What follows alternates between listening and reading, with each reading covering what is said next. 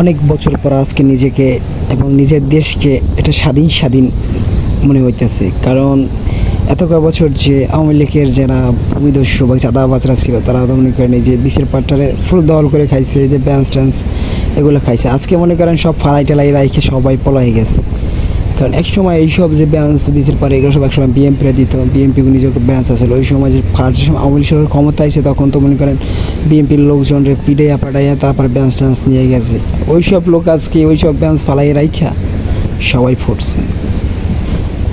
এখন পর্যটক নগরীগুলো উন্মুক্ত করে দেওয়া হয়েছে, সবাই আসতে পারেন। আর লোকজন প্রায় আসা শুরু হয়ে গেছে। এই যে দেখেন যারা গোসল টোসল করতেছে, অনেক লোক আসছে। এতদিন এই যে 10 দিন 14 সময় তো কোনো লোকজন ছিল না, কেউই আসে নাই। যারা ছিল তাও সেনাবাহিনী নিয়ে গেছে সবগুলোরে সেফলি। এখন আবার টুকটাক লোক আসা শুরু হয়েছে।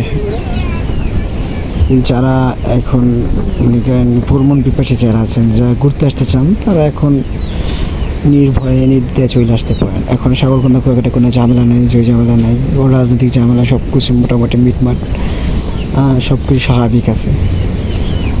অনেকে ভাবতে পারেন যে হয়তো রাজনীতি বর্তমান নতুন স্বাধীন হয়েছে, নতুন দল ফালাইছে, একটা অকারেন্স বাকারেন্স হইতে পারে, এরকম সিস্টেম নাই। এখন বর্তমানে যারা স্থানীয় লোকজন আছে তারা সবাই বিশের পরে সব কিছু ম্যানেজমেন্ট।